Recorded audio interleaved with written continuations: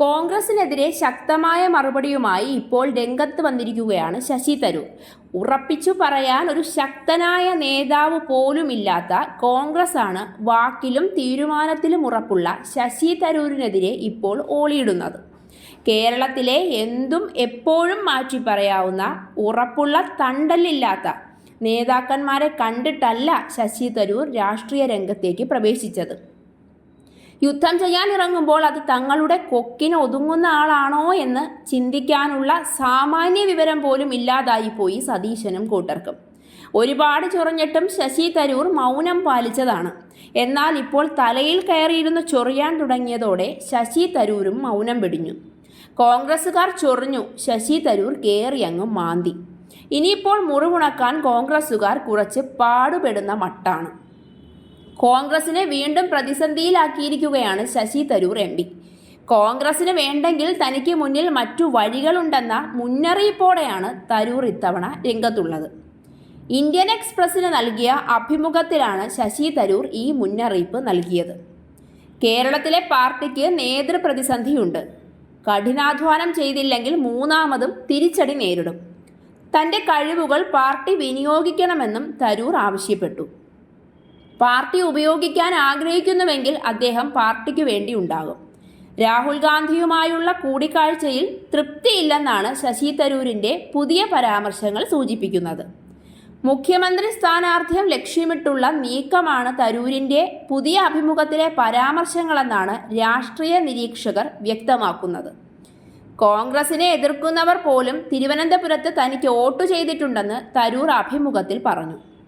തൻ്റെ സംസാരവും പെരുമാറ്റവുമെല്ലാം തിരുവനന്തപുരംകാർക്ക് ഇഷ്ടമാണ്. ആ രീതിയിലുള്ള ഇടപെടലാണ് 2026 പാർട്ടിക്ക് ആവശ്യമെന്നും അദ്ദേഹം പറഞ്ഞു. താൻ നേതൃപദവിക്ക് അനുയോജ്യനാണെന്നാണ് പല ഏജൻസികൾ നടത്തിയ സർവേകളും ചൂണ്ടിക്കാട്ടിയിരുന്നതെന്ന് തരൂർ കൂട്ടിച്ചേർത്തു. അതുകൊണ്ട് തൻ്റെ കഴിവുകൾ പാർട്ടി ഉപയോഗപ്പെടുത്തുകയാണ് വേണ്ടത്.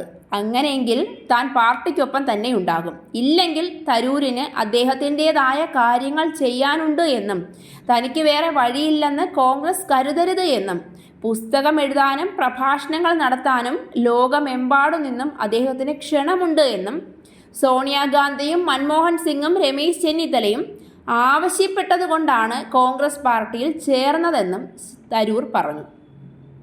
രാഹുൽ ഗാന്ധിയെ കാണുന്നതിന് മുൻപാണ് ശശി തരൂർ ഇപ്പോൾ പുറത്തു വന്ന അഭിമുഖം കൊടുത്തതെന്നാണ് കോൺഗ്രസ് നേതാവ് രമേശ് ചെന്നിത്തല പ്രതികരിച്ചത്.